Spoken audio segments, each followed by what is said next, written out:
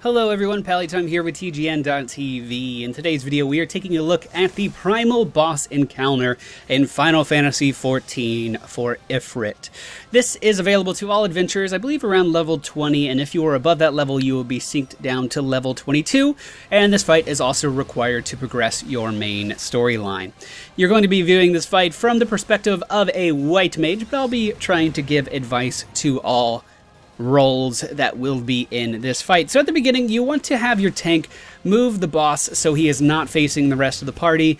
As you can see, he does a couple of AoE attacks. One is a frontal cone where he sprays fire in front of him, and the other is an AoE where he just does fire damage to anyone that would be close to melee range. For that reason, it's important that the ranged DPS and the healer kind of stays away from Ifrit for the majority of this fight, just to cut down on that AoE damage.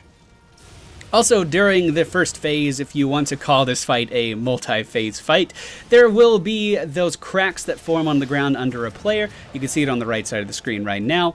If the player with the cracks under them does not move out in time, they will take increased damage from an explosion. Now, that being said, this fight is pretty lenient. The main part of this fight is DPSing down something that will spawn when Ifrit hits 50%. There is a lot of leeway for error on this fight. They wanted to make sure that this is like a learning experience and not you banging your head against the wall, I think. A lot of my party members here are taking a lot of unnecessary damage. They're standing in AoEs. They're not switching to DPS targets fast enough. I mean, it's a lot of stuff that could be improved, but we still got through the fight just fine. You can see Ifrit just hit 50% health. That means that the nail will be spawning. It is very, very, very important that all DPS switches over to the nail and kills it as fast as possible. Now, we ran into an issue where our tank used his limit break to reduce damage earlier in the fight for literally no reason. And that's not that big of a deal, but ideally you want to be saving your limit breaks for your DPS so they can burn down this nail faster. If the nail does not die in time, Ifrit will do a gigantic AoE that is guaranteed to wipe your entire party. We do end up killing the nail just in the nick of time, so I run to the middle and start to cast an AoE heal in order to top all of my party members up, because he will still continue to do that AoE even though the nail has died. This starts the second phase of the fight, which basically means you need to move out of more stuff on the ground. Not very hard to do, you just need to be aware of what's going on around you.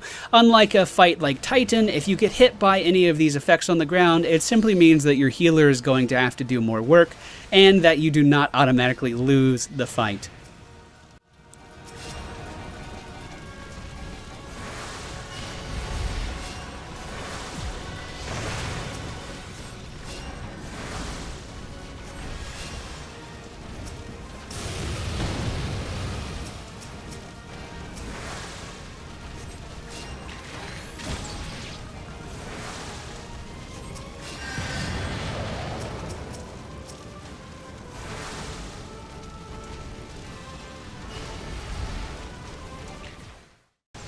Ifrit, in my opinion, is one of the most iconic primals in the Final Fantasy world, and I really enjoyed fighting him.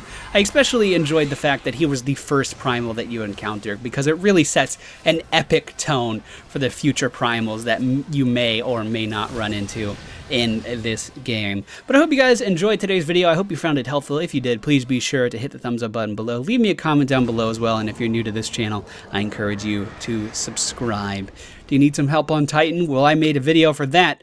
Don't forget to check it out.